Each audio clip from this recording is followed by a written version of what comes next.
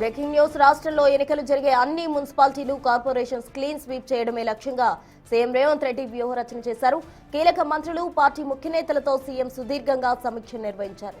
సమావేశంలో సీఎం స్పష్టమైన దిశానిర్దేశం చేశారు. వచ్చే 10 రోజులు అత్యంత కీలకమని మంత్రులందరూ తమకు కేటాయించిన జిల్లాల్లోనే ఉండి ప్రచారం పర్యవేక్షించాలని ఆదేశించారు. అంతర్గత సర్వేల ప్రకారం 90% పైగా ఓటర్లు ప్రభుత్వంపై సానుకూలంగా ఉన్నారని, ఈ ప్రజాభిమానాన్ని ఓట్లుగా మలచడంలో మంత్రులు, ఇన్ఛార్జీలు విఫలం కాకూడదని హెచ్చరించారు.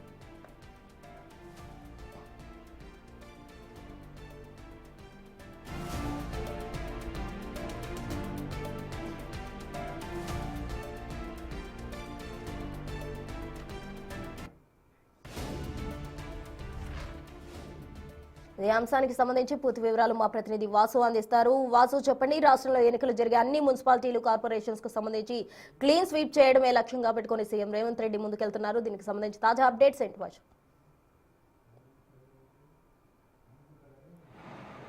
రాష్ట్రంలో జరుగుతున్నటువంటి మున్సిపల్ ఎన్నికలపైన ముఖ్యమంత్రి రేవంత్ రెడ్డి ఫోకస్ చేశారు. నిన్న రాత్రి పిసిసి అధ్యక్షుడు మహేష్ కుమార్ గౌడ్, ఏఐసిసి వ్యవహారాల ఇన్ఛార్జి నటరాజన్తో కలిసి కూడా నిన్న పార్లమెంటు కార్యాలయంలో ఆయన భేటీ అయ్యారు. మొత్తం మంత్రులంతా కూడా హాజరైన నేపథ్యానికి సంబంధించి కూడా ఇప్పటికే ఒక్కొక్క పార్లమెంటుకు ఒక్కొక్క మంత్రిని ఇన్ఛార్జిగా నియమించినటువంటి ముఖ్యమంత్రి మున్సిపాలిటీల్లో ఉన్నటువంటి పరిస్థితులు ఏంటి, రెబల్స్ బెడదకు సంబంధించినటువంటి విషయంలో ఇప్పటివరకు ఎలాంటి జాగ్రత్తలు తీసుకున్నారు, మొత్తం మీద రాష్ట్రంలో ఉన్నటువంటి 116 మున్సిపాలిటీలో 90% పైగా ఖచ్చితంగా గెలవాలని కూడా దిశానిర్దేశం చేశారు. ఇక ఎక్కడైతే వెనుకబడ్డటువంటి మున్సిపాలిటీకి సంబంధించినటువంటి సర్వేలను సీఎం మంత్రులతో కలిసి విశ్లేషించారు.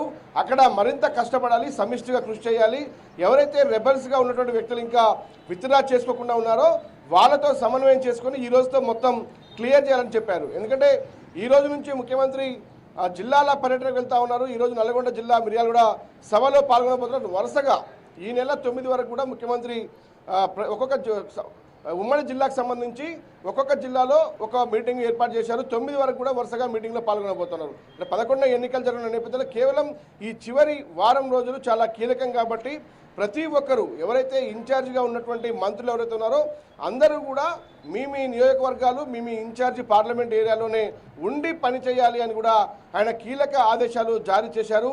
ఎక్కడైనా ఇబ్బందులు తలెత్తే ఇమ్మీడియట్లీ పిసిసి అధ్యక్షుడు లేదా వార్ రూమ్కు సమాచారం ఇవ్వాలి అన్న అంశాన్ని కూడా ఆయన స్పష్టం చేశారు.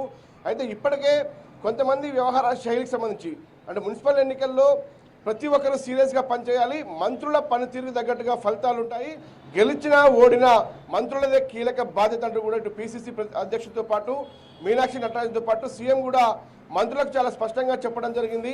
ఎక్కడైతే వెనుకబడ్డారో ఆ స్థానాలను ముఖ్యమంత్రి వాళ్లకు చెప్పడం జరిగింది. ఎక్కడ కూడా ఇక్కడ పూర్తి స్థాయిలో దృష్టి సారించాలి, మున్సిపల్ ఎన్నికల్లో గెలిపే లక్ష్యంగా ముందుకెళ్ళాలి. ఎందుకంటే మున్సిపల్ ఎన్నికల్లో ఉన్నటువంటి అర్బన్ ఓట్ ఏదైతే ఉందో వచ్చే అసెంబ్లీ ఎన్నికలకు చాలా కీలకంగా అవుతుంది. గత ఎన్నికల్లో చూసుకుంటే అర్బన్ ఏరియాలో కొంత ఇబ్బందికరంగా మారినటువంటి నేపథ్యంలో ఇప్పుడు కాంగ్రెస్ పార్టీ చేస్తున్నటువంటి సంక్షేమ పథకాలతో పాటు భవిష్యత్తులో నగరాల అభివృద్ధికి కాంగ్రెస్ పార్టీ చేస్తున్న కృషి ఏంటి అన్న అంశాన్ని ప్రజల్లోకి తీసుకెళ్ళాలి.